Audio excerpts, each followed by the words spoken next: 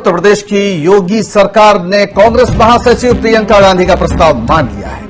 UP सरकार ने 1000 बसों को चलाने की अनुमति दे दी है। पहले यूपी सरकार ने इजाजत देने से मना कर दिया था। प्रियंका गांधी ने कहा था कि 1000 बसें तैयार हैं कांग्रेस की ओर से, जो मजदूरों को उनके घरों तक पहुंचाएंगी, लेकिन इसकी इजाजत नहीं दी गई थी। आज अभी ये खबर आई है कि यूपी सरकार ने ये इजाजत दे दी है, यानी उत्तर प्रदेश की सीमा पर जहां पर ये बसें पहुंची थी वहां से मजदूरों को लेकर उनके घरों तक पहुंचाया जाएगा।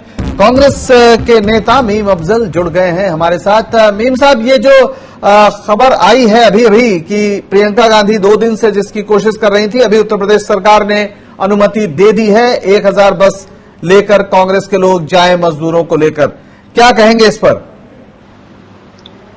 देखिए, बड़ी खुशी की बात है कि योगी जी ने इस अपील पर ध्यान दिया और इस खत का जवाब फौरी तौर पर देने की कोशिश की है। मैं समझता हूं कि इसका इंतजाम हम लोग कर ही देंगे और ये 1000 बसेस का जो इंतजाम कांग्रेस पार्टी ने किया है वो जरूर किया जाएगा।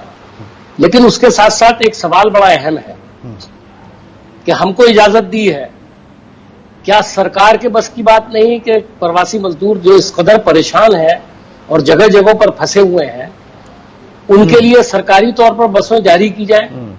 सरकार को भी चाहिए, आगे हमने 1000 बस एक पार्टी होते हुए कहा है, तो सरकार को तो कम से कम 5000 बसें चलानी चाहिए ताकि लोग अपने घरों को पहुंच सकें।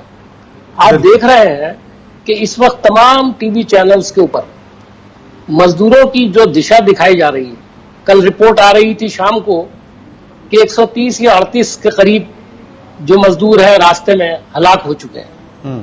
मैं तो ये कहूंगा कि गुर्बत के तई और परेशानी के तई जो इनकी हलाकत हुई है, इनको भी शहीद का दर्जा दिया जाना चाहिए, इसलिए कि वो कोरोना से लड़ते हुए और अपने घर जाते हुए रास्ते में उनको शहादत हुई है और कहीं वो एक्सीडेंट में मारे गए हैं, कहीं भूख से मरे हैं और अभी तो भूखमरी का मामला बहुत ज्यादा अहम होता चला जा रहा है। इसके बावजूद कि सरकार तरह तरह के दावे कर रही है, राहत पहुंचाने के लिए तरह तरह के ऐलानात की बात कर रही है, लेकिन जमीन पर धरातल पर ये सिर्फ बातें ही बातें दिखाई दे रही हैं। तो मीम अफजल साहब, अब अगर ये कह दिया गया है कि कांग्रेस अपनी बसें ले जाए और आप इस पे सवाल उठा रहे हैं कि कांग्रेस तो ले जाएगी पर सरकार की बसें खड़ी क्यों रहेंगी, तो बहरहाल अभी तो ये सवाल है कि आप इनका इंतजाम कहां से करेंगे? क्या नोएडा गाजियाबाद से चलेंगी या राजस्थान बॉर्डर से चलेंगी? क्या इसका कोई योजना कांग्रेस के पास मैं है? आपको 1 घंटे पहले का बताता हूं जी। तकरीबन 80 लोग देवबंद में फंसे हुए हैं कहीं पर।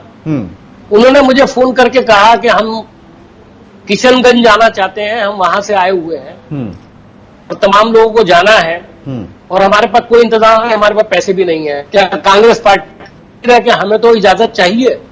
तो ऐसे अनगिनत जगहों पर हमारे उत्तर प्रदेश के जो लोग हैं वो भी, और उसके अलावा सेंट्रल में अभी हम कोऑर्डिनेशन करेंगे और उसके बाद इस सिलसिले में देखेंगे कि कहां कहां से बसें जाना जरूरी है। अब जैसा कि यूपी सरकार ने उस खत में कहा है कि आप जो है 1000 बसों की लिस्ट आप हमको दे दीजिए, तो जाहिर है कि इस पर काम शुरू कर दिया गया जाएगा फौरी तौर पर और देख लिया जाएगा और मुमकिन है कुछ काम हो भी गया और मुझे इसकी पर्सनल जानकारी नहीं है। मैं चेक करता, मुझे वक्त नहीं था इतना, वरना मैं चेक करके आपको तफसील भी बता सकता था। जी, बहुत शुक्रिया इस सारी बातचीत के लिए मीम अफजल साहब। तो कांग्रेस की बसें चलेंगी, ऐसा इजाजत दे दी है उत्तर प्रदेश की योगी आदित्यनाथ सरकार ने। प्रियंका गांधी ने 2 दिनों से लगातार इस बात का दबाव बनाया हुआ था यूपी सरकार पर कि मजदूरों की हालत को देखते हुए 1000 बसें चलाने की इजाजत कांग्रेस को दी जाए। यहां तक कि कल 500 बसें सरहद पर, जो उत्तर प्रदेश की सरहद है, वहां पर खड़ी भी कर दी गई थी, लेकिन उन्हें इजाजत नहीं दी गई। बहरहाल अब ये इजाजत मिल गई है और मजदूरों को कांग्रेस पार्टी अपनी बसों से उनके घर तक पहुंचाएगी। हालांकि उसका सवाल ये है कि आखिर उत्तर प्रदेश की अपनी जो परिवहन सेवा है वो ऐसे मौके पर चुप क्यों है, वो क्यों नहीं चलाई जा रही?